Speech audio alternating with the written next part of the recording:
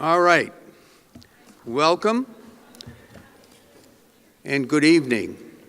I'd ask that you stand while the New Bedford High School band brings in our honored representatives.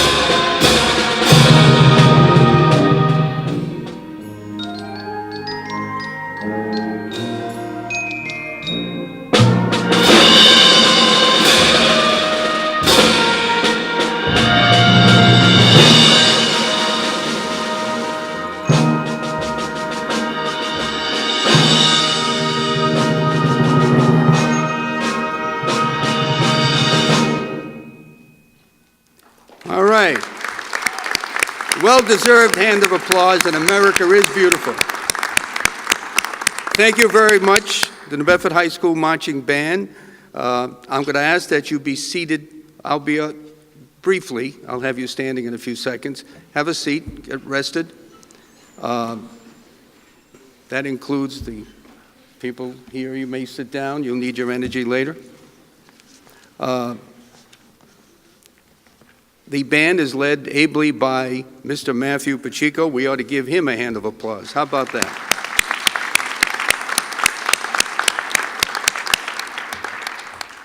Good evening and welcome to the Zeiterion Performing Arts Center for the 2018 Inaugural Ceremony for the City of New Bedford. My name is Armand Fernandez, and I am honored to once again serve as a Master of Ceremonies for tonight's proceedings. I'm going to ask you to rise and remain standing for our invocation, the Pledge of Allegiance, the singing of our national anthem, and the posting of our nation's colors. So please stand. At this time, I'd ask that Father Philip Hamill, pastor of St. Joseph's and St. Teresa's Parish here in New Bedford, come forward and give us the invocation. Father Hamill.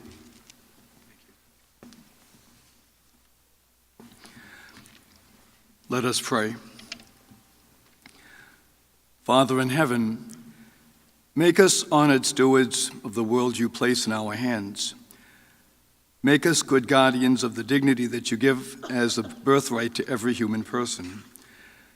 Help us to reach out to the suffering and the persecuted, and to protect the poor and the homeless, the weak and the immigrant.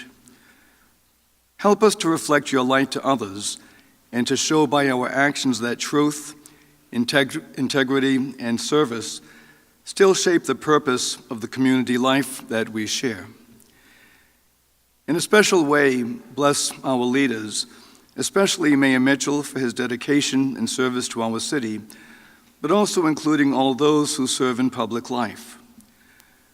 Guide them in building a civil order that honors your law and your love. Give us the eyes to see your holy face in each other and to live and love accordingly.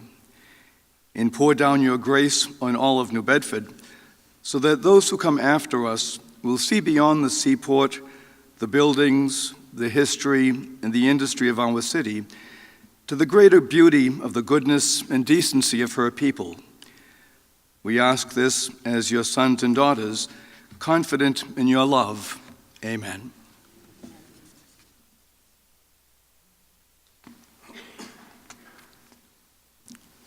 Thank you, Father Hamill. At this time, I would ask retired U.S. Navy SEAL Chief Warrant Officer Daniel Goulart to lead us in the Pledge of Allegiance.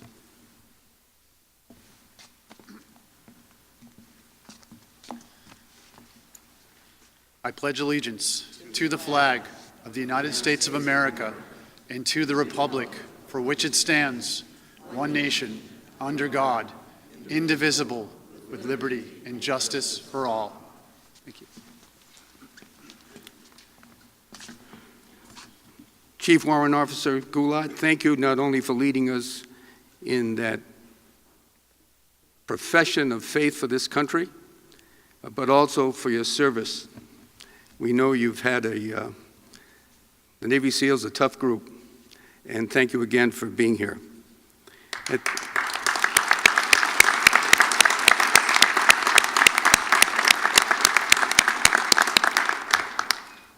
I now ask Miss New Bedford, Sarah Acorn, to come forward and lead us in singing of the national anthem.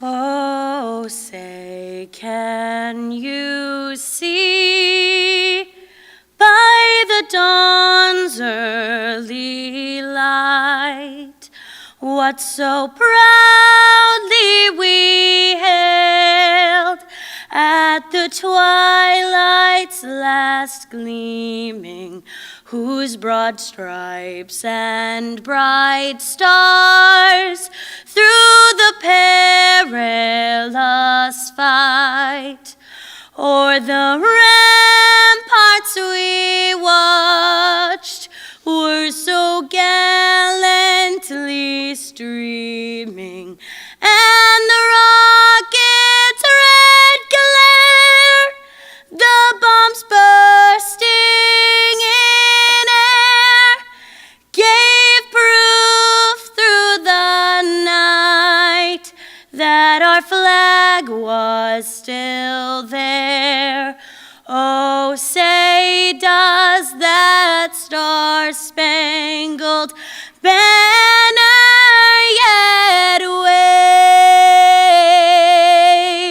wave o'er the land of the free and the home of the brave?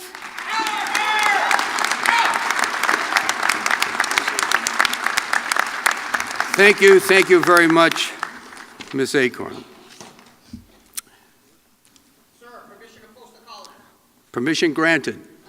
Honor guard, post colors.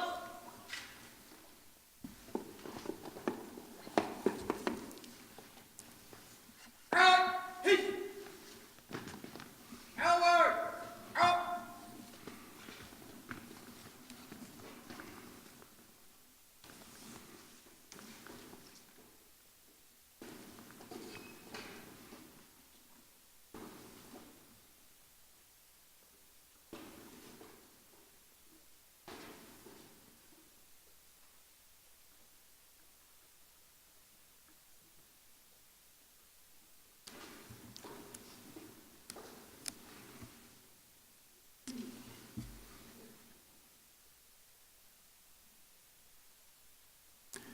You may be seated.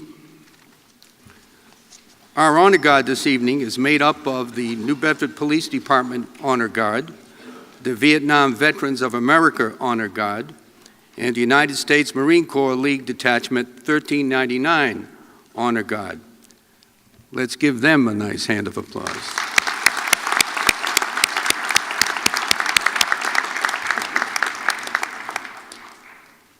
At this time, it's my pleasure to call forward and invite City Council President Pro Tem, Councilor of Ward 6, Joseph Lopes, to deliver the City Council address. Councilor Lopes.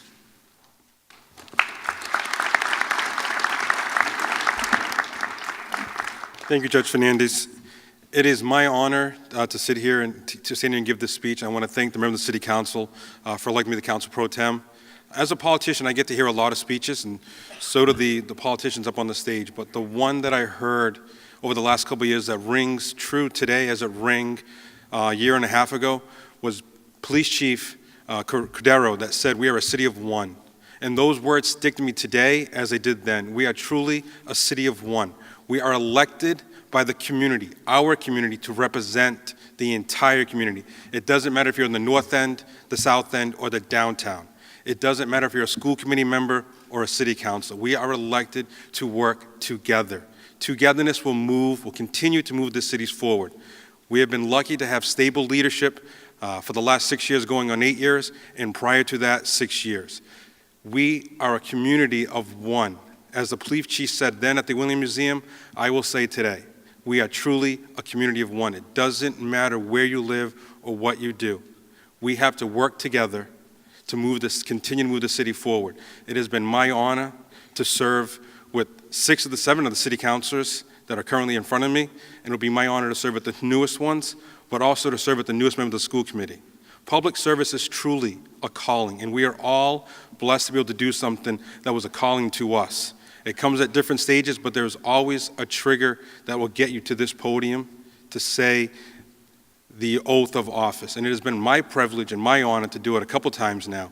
But more importantly, it's my honor to work with the members of the City Council to continue to move the city forward. We truly are a very blessed community to have so many dedicated people willing to give themselves of their time to continue to move the city forward. We're lucky to have a school committee that wants to continue to embrace education, and administration that sees education as key, and public safety is another tool that's going to continue to make the city one that we all want to live in and continue to call home. I look forward to the next 2 years of working with each and every member of the City Council and the administration. I want to wish everyone a very healthy and happy new year, and God bless and thank you.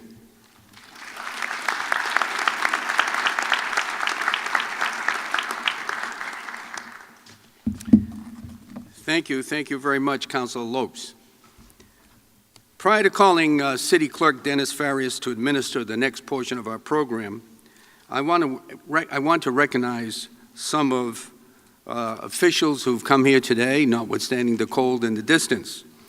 We have here in attendance Senator Julian Sear from the Cape District, Cape and Islands. Representative Paul Schmid, Westport et al. Our own Representative Antonio Cabral.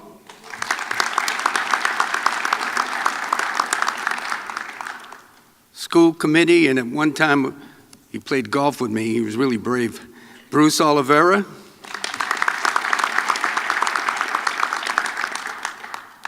Superintendent of Schools, Dr. Pierre Durkin.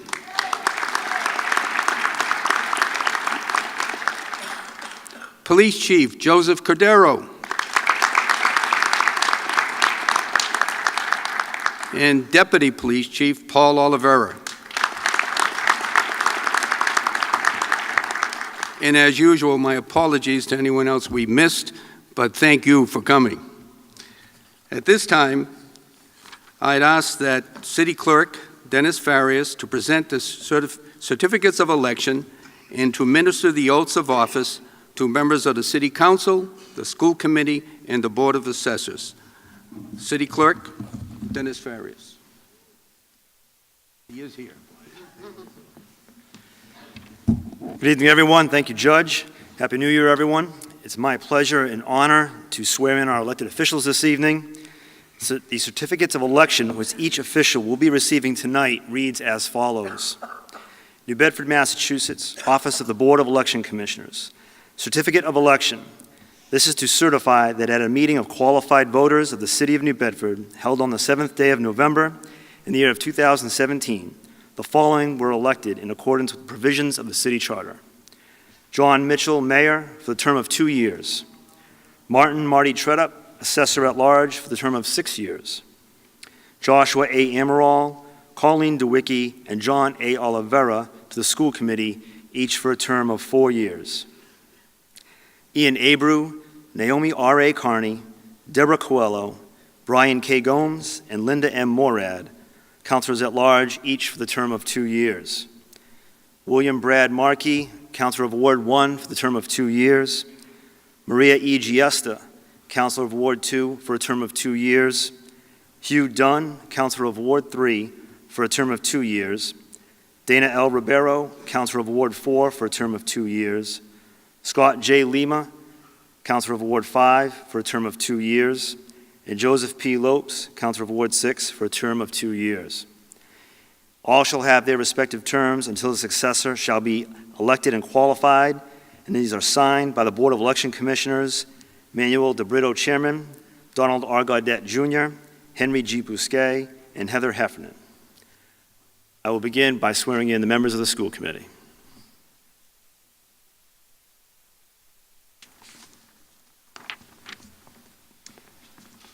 If you all raise your right hands, just repeat after me and state, when I say state your name, just say it for me.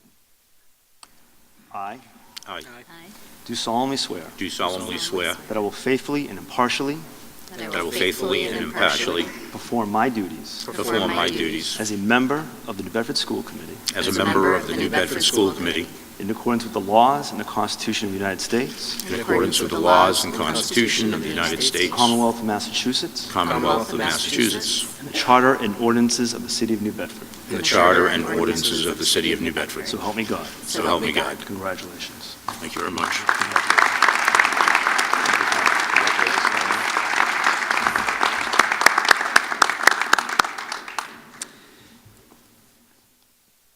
I will now swear in the members of the City Council.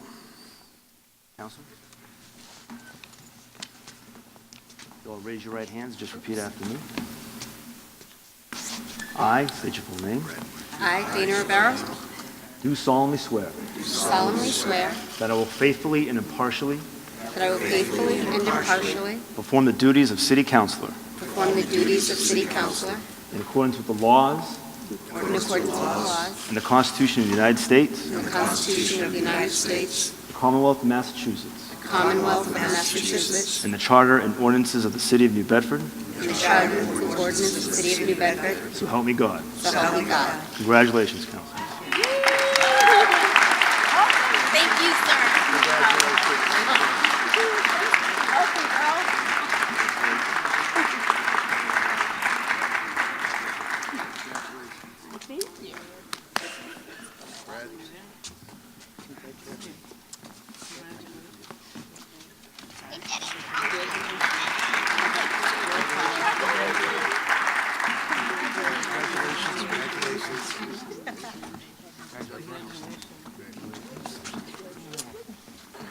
Congratulations, Council. Linda, congratulations.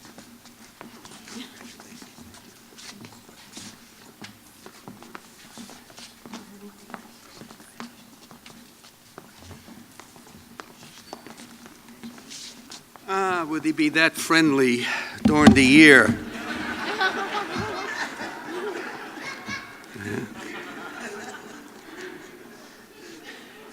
We should play this before every meeting of the City Council, particularly with the mayor's address.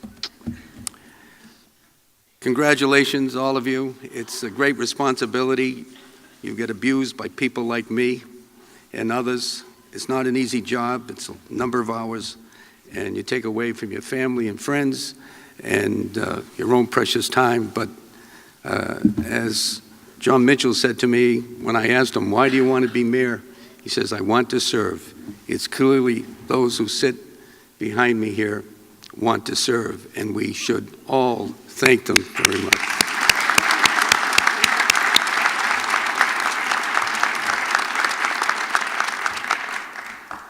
It's now my great pleasure to bring forth Justice Raymond P. Very, Jr.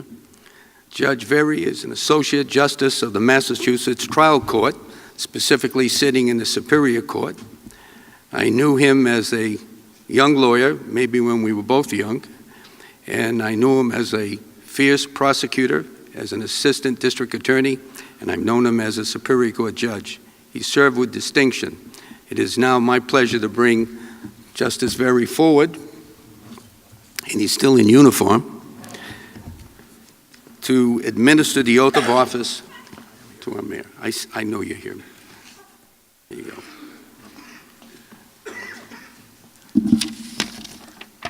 Thank you. Please raise your right hand.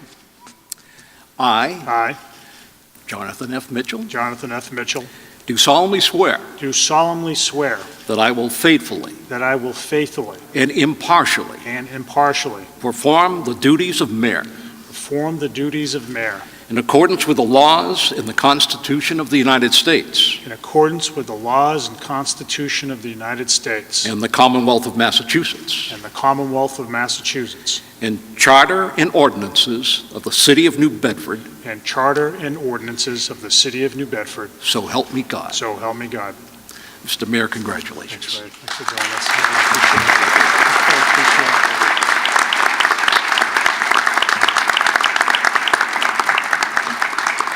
it. I don't have to introduce you, do I? No. I can't believe I'm stealing the microphone away from you, Armand. It isn't easy. Well, thank you. Thank you very much, everybody. And let me just say, I'm very appreciative of having given now my good friend Armand Fernandez the opportunity for a second career as Master of Ceremonies. He's done such a splendid job. Let's hear it for him.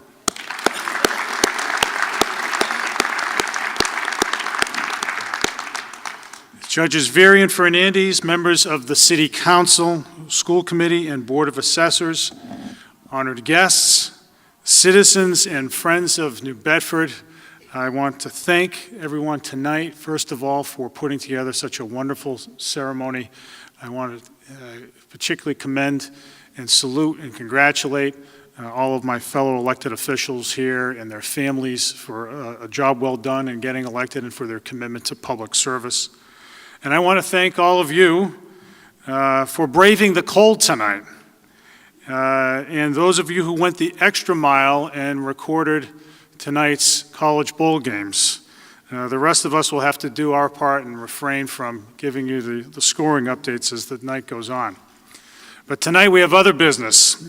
Tonight, as we turn the page to a new calendar year and a new term of office, we size up the challenges before us with the strength of confidence gained in recent success. And that success is well placed. In the last few years, New Bedford has achieved unmistakable progress along multiple fronts. The pace of job growth, the condition of the city's physical environment, the stabilization of municipal finances, the purposeful operation of our schools, and the strength of the city's reputation are unlike anything we have seen in a very, very long time.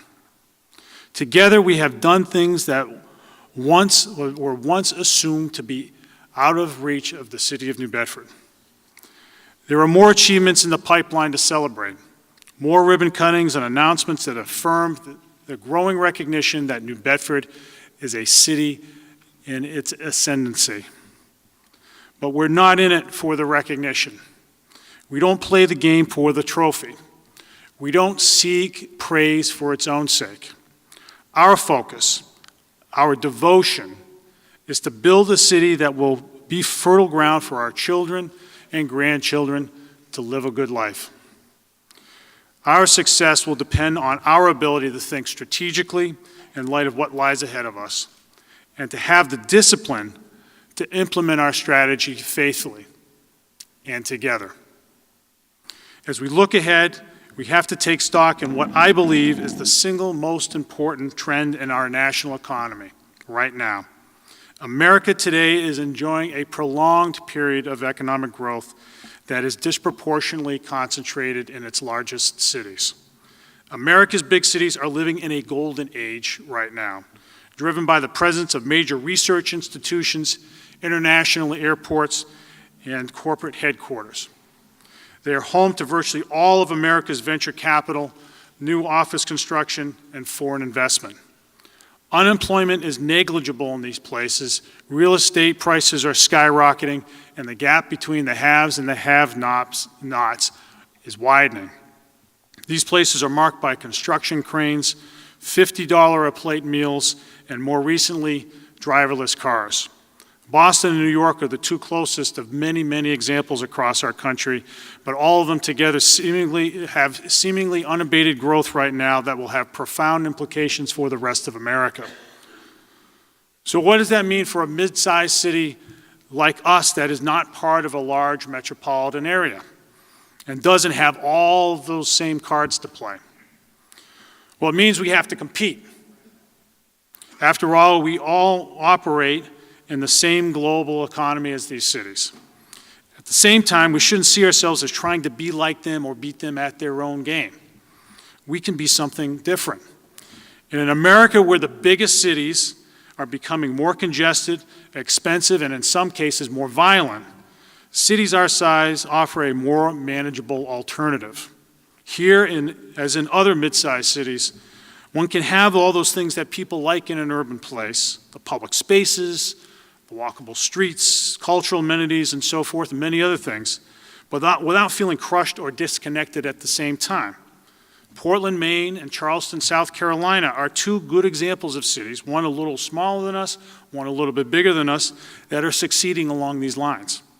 My point is that a city doesn't have to be a major metropolis to be successful in the future in offering its residents an opportunity for a good life. So how do we make that happen here? How does New Bedford do it?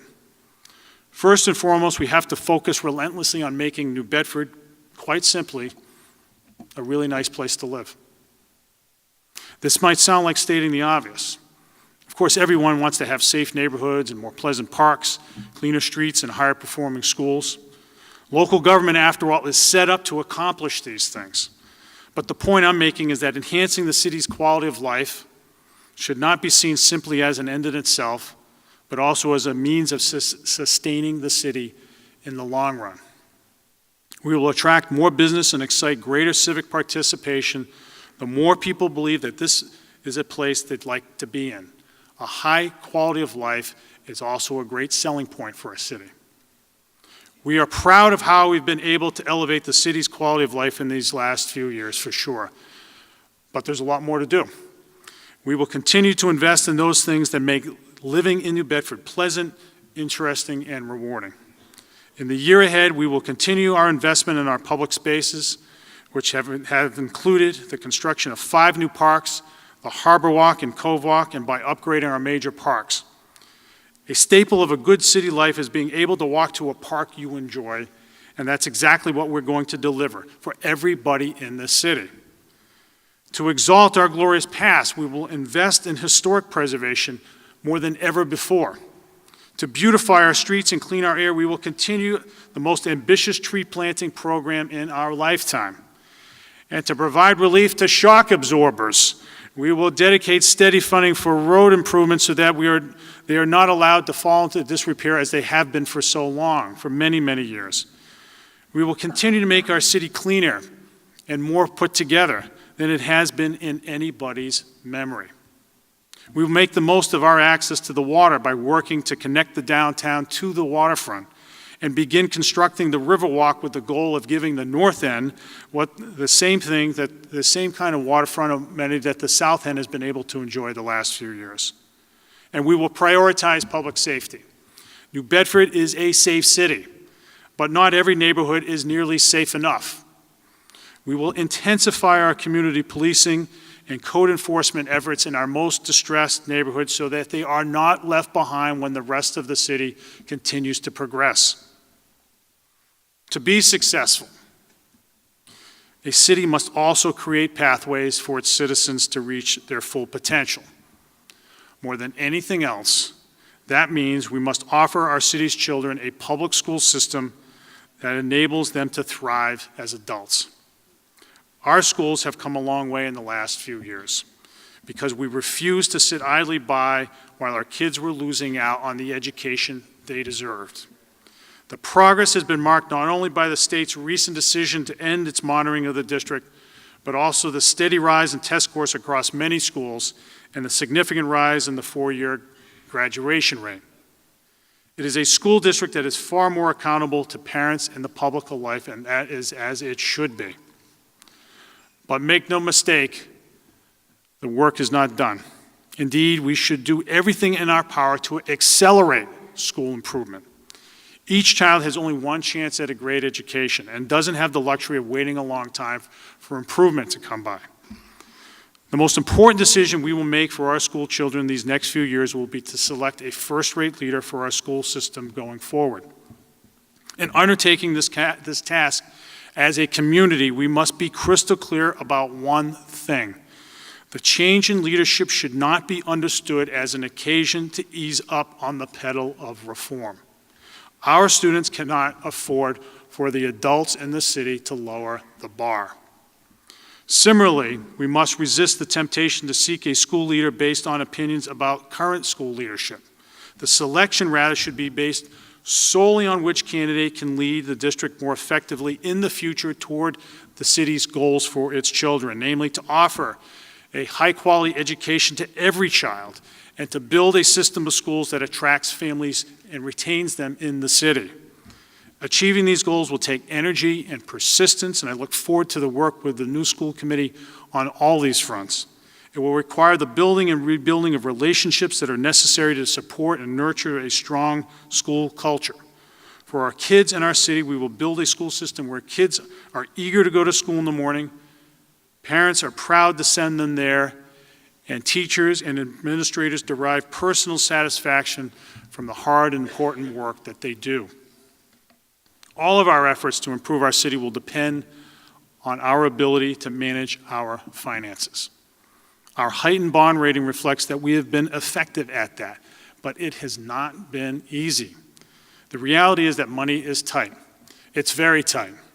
We might all agree on our financial priorities, namely to sustain and improve the level of services our residents expect, invest in the city's physical plant, attract talent to the city government by paying competitive salaries, fully fund our schools, and ease the burden on taxpayers.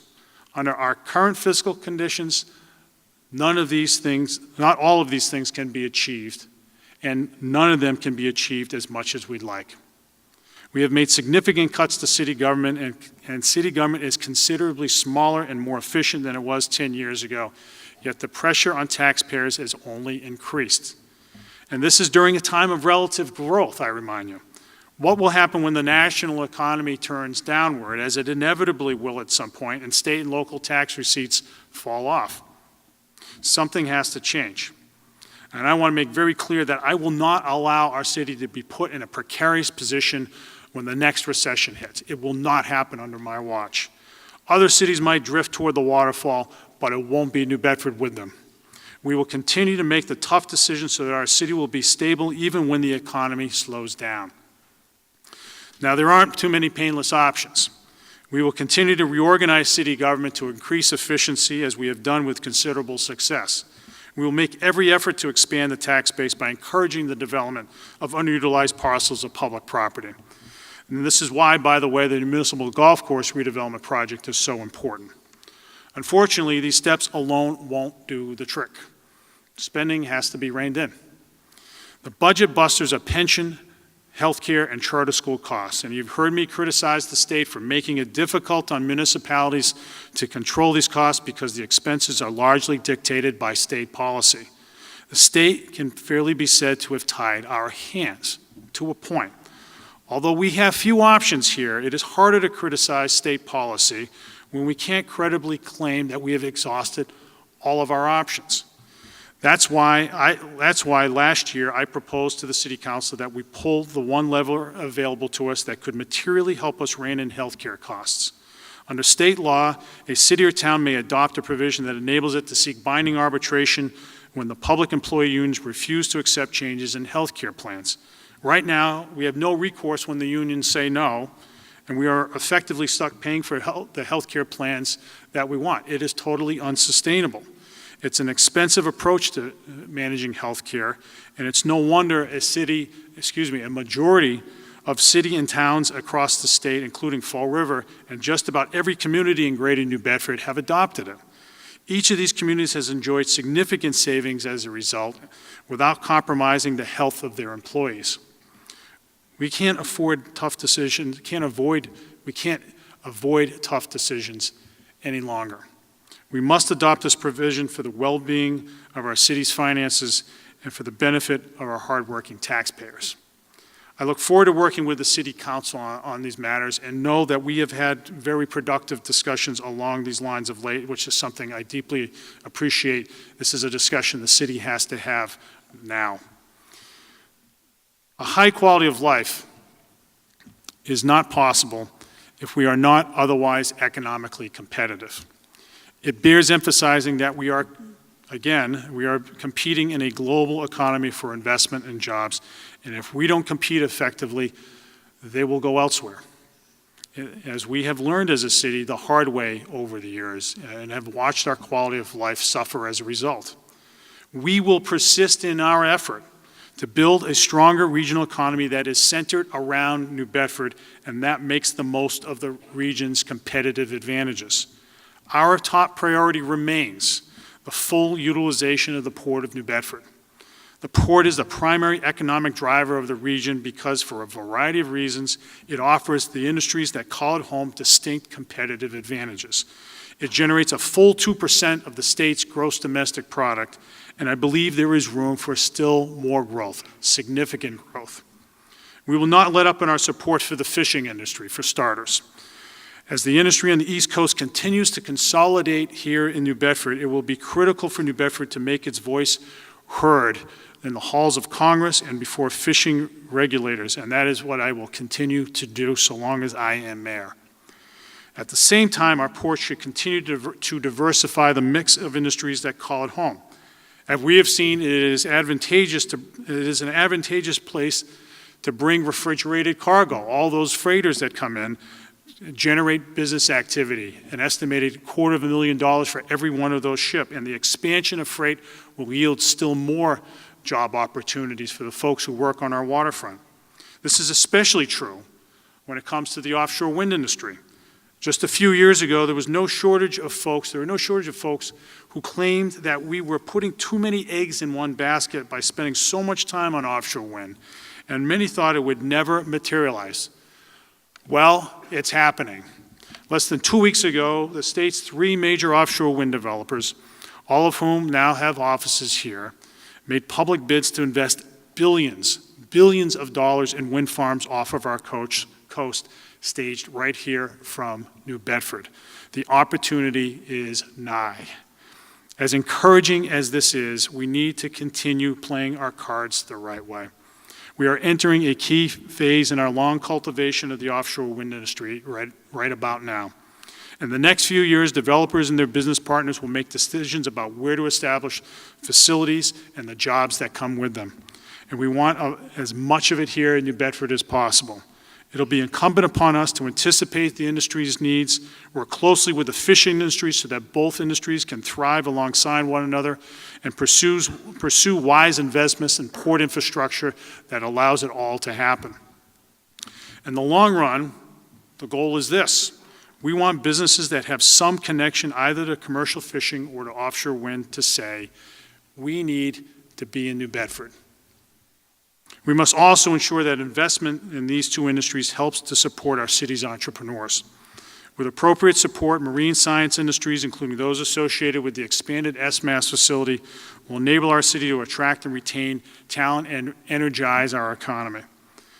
It also should go without saying that every successful city has a vibrant downtown, and that is becoming true here in New Bedford, as we have seen with our own 2 eyes. We will continue to cultivate residential development in the downtowns that will support the thriving restaurant scene and more retail still. And like any other city, our downtown must have strong anchor institutions. We must support our existing anchor institutions and seize every opportunity to develop and recruit new ones, and I want to thank on that point Representative Tony Cabral for his work in the legislature and promoting those very opportunities. I have no doubt that we in city government can do our part to help make New Bedford a stronger, more vibrant, and sustainable city. And I'm eager to work with the City Council to advance the city's long-term interests, and I know that they feel exactly the same way I do about it. I emphasize that in building a city, municipal government has a part to play. We here who were elected to our positions have an indispensable role in marshaling the power and resources of municipal government to advance the city's collective interests. But government cannot do it all, and maybe not even most of it. It should be seen as, government should not be seen as the default solution to every problem, however minor. It will take the collective efforts of our community to make New Bedford a city that lives up to its full potential. Something is expected of each one of us. The notion of citizenship is rooted in the idea that we have obligations to others. It requires more than simply expressing an opinion about what someone else should do. Being a responsible citizen requires action, even when it's not perfectly convenient, even when it's not easy, even when you think someone else should be doing it. What's expected may vary from person to person, but everyone has something to offer. If you are a business leader, chances are that you have more to offer than most. Successful cities are invariably ones where business leaders own the problem of urban renewal and work collaboratively with government toward that end. They recognize that it is in their own enlightened self-interest and also that of their organizations to support the city's long-term prosperity. They have not only the expertise and leadership skills to offer, but the resources and prestige of their organizations as well. We have many business leaders who have stepped up to the plate and worked collaboratively with government, but we just need more of it right now, immediately. To our business leaders, if you are not on a nonprofit board yet, please find one with a mission that excites you. There are many civic organizations that could use your talent. If you are already on a board, serve actively. Ask yourself, how can I move the needle of this organization? And I ask every business leader in the region to view their bottom lines more strategically and less tactically. Consider whether a given business decision advances the city's interests and not just the organization's. This is not a call to altruism, although that certainly would be welcome. Nor is it a dismissal of the fact that businesses pay tax bills that we in government should be striving to reduce. It's a way of highlighting the importance of what is often referred to as self-interest rightly understood. Your organization, your business, your enterprise will benefit in the long run if your city is improving in the long run. But everybody has a role, not just people who lead big businesses. Everyone can pitch in.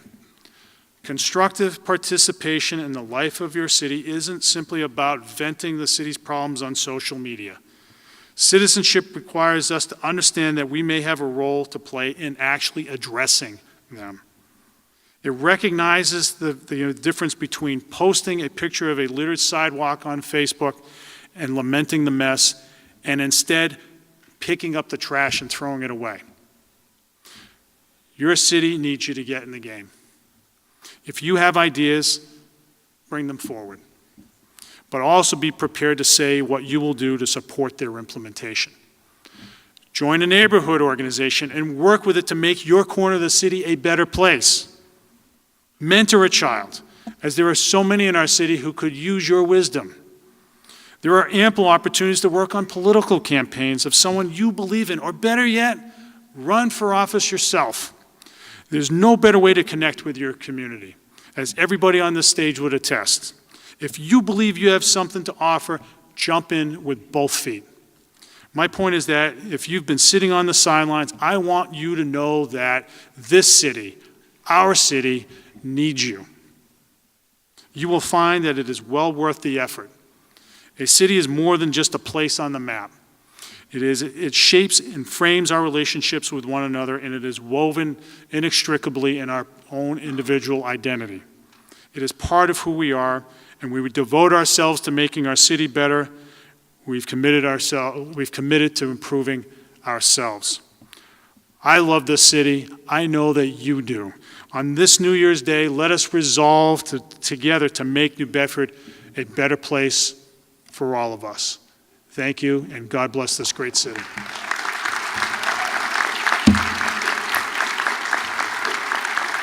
Thank you.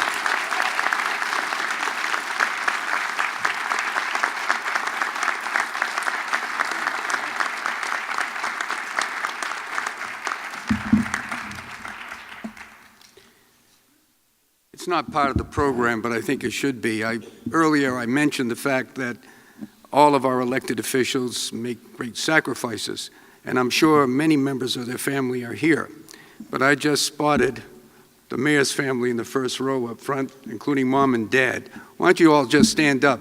Dr. Partridge, the three beautiful ladies, and Mom and Dad.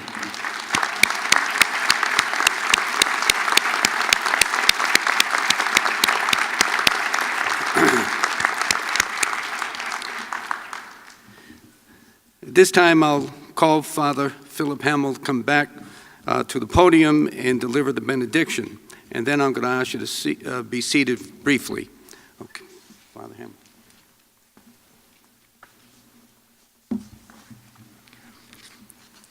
Let us pray.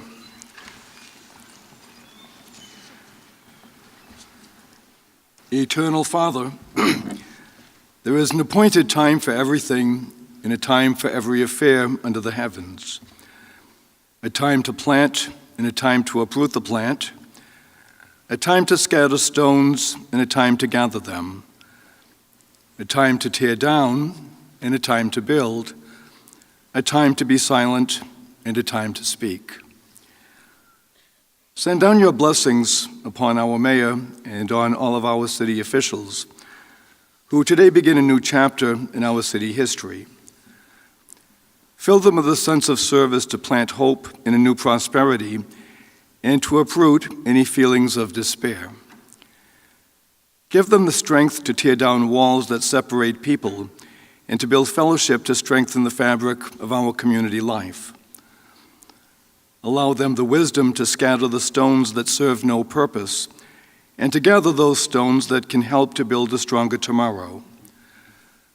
Bless them with self-control to be silent when silence is called for, but with strong voice to protect and defend our city and the common good. And finally, Almighty God, send your blessing upon all the good citizens of New Bedford, so that with the spirit of hope in each person's goodness and potential, we may all work together to bring out the best in everyone and to build a brighter tomorrow. Again, we ask this as your sons and daughters, confident in your love. Amen. Thank you again, Father Hamill. You may be seated. I certainly want to thank all of you for attending this evening's program. January 1st, 5 degrees, Rose Bowl, National Championship. What else would you do except come here? Right? It's actually, it's certainly an important event. You're here on this day because it's statutorily mandated that this be done. And it's the beginning of our new year, a new elected year, and there's nothing more important to all of us but to show to these elected officials that they have a great responsibility and it's well recognized and their sacrifice is appreciated. I want to congratulate all of the elected officials, Mayor Jon Mitchell, the members of the City Council, the school committee, and our assessor. I want to thank all of those who contributed to tonight's program, the Honor Guard, the New Bedford High School Marching Band, the several city departments that assisted, the mayor's office staff, the chief of police, the treasury, the Tree Line Nursery who handled some of these floral arrangements you see, and Mendoza's Florist Shop that provided the lovely boutonnieres that all of us are wearing up here. And of course, Our thanks to our gracious host, the Zeiterion Performing Arts Center. It is an honor to participate in a civic function in this space. It truly is one of New Bedford's great treasures. Finally, before I relinquish the podium, I'll invite all of you to the inaugural celebration that will take place immediately following the ceremony at the Waypoint Event Center at the Fairfield Inn located at 185 MacArthur Drive. The reception is free and open to the public. As we recess with the playing of the New Bedford High School Band, you will see at the exit area members of the Homeless Service Provider Network of New Bedford, Rise Up for Homes. They will be collecting donations for the homeless in our community, and I ask that you consider a donation, especially at this time of year, given the recent cold temperatures we've experienced. So with that, I'll ask that we retire our colors.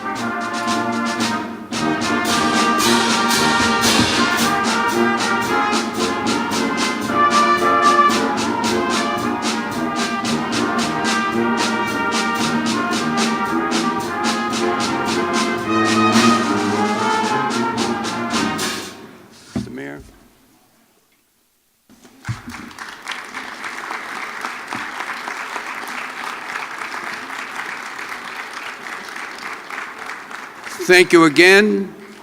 Drive carefully and hope to see you at the Waypoint Inn. Thank you.